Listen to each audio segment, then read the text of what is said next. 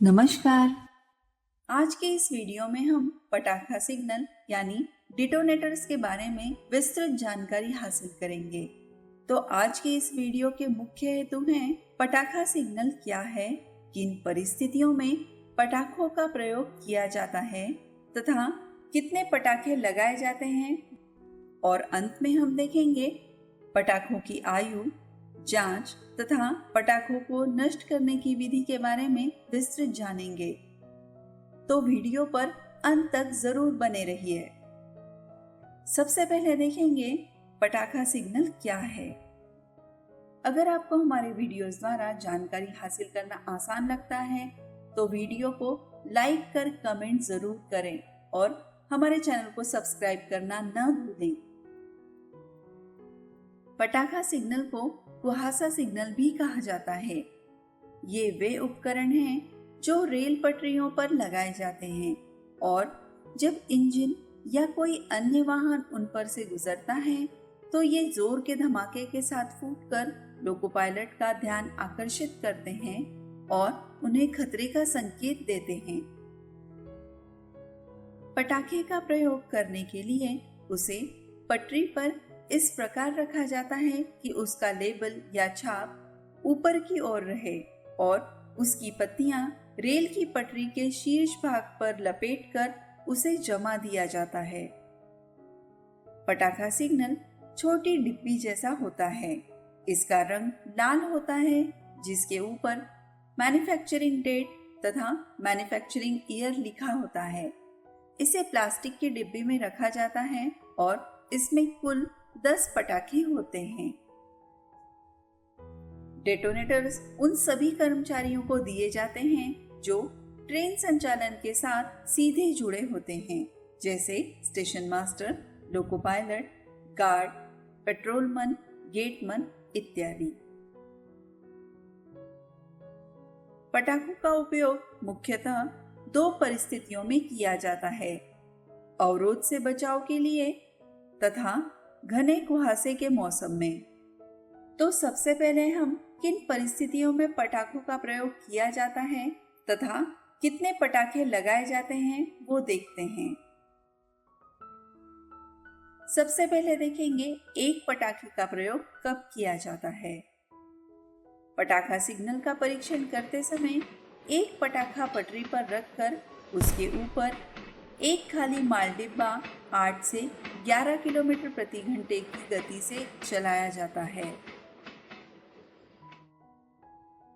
आपातकाल में बचाव करने के लिए जब नियमानुसार पटाखे लगाकर बचाव करना संभव न हो तो एक पटाखा अवरोध से जितनी दूरी पर लगाना संभव हो सके वहां लगाकर आपातकालीन बचाव किया जाता है।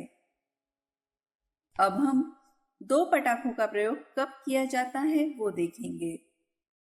धुंध और कोहरे के मौसम में लोको पायलट को ये सूचित करने के लिए कि वो स्टेशन सिग्नलों के नजदीक पहुंच रहा है, बाह्यतम सिग्नल से 270 मीटर की दूरी पर लगे फॉग सिग्नल पोस्ट के पास 10 मीटर के अंतर पर 2 पटाखे लगाए जाते हैं।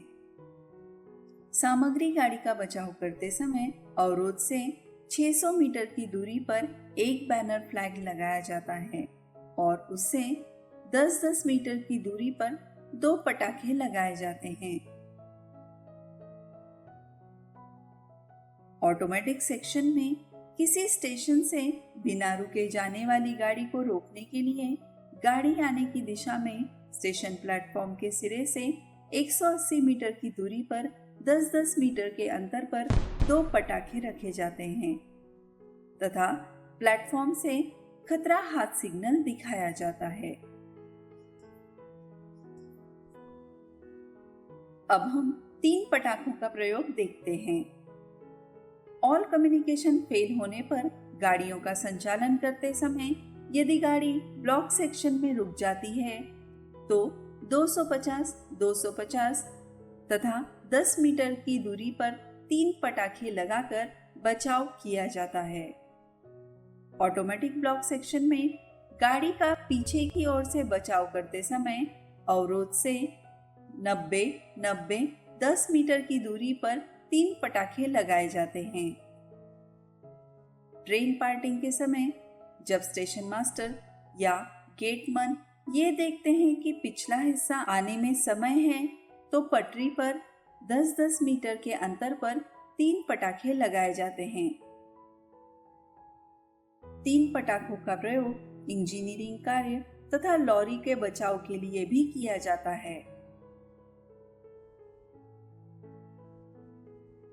चार पटाखों का प्रयोग गाड़ी का सामान्य बचाव करने के लिए ब्रॉड गेज पर अवरोध से 600, 10-10 मीटर की दूरी पर 4 पटाखे लगाकर गाड़ी का बचाव किया जाता है।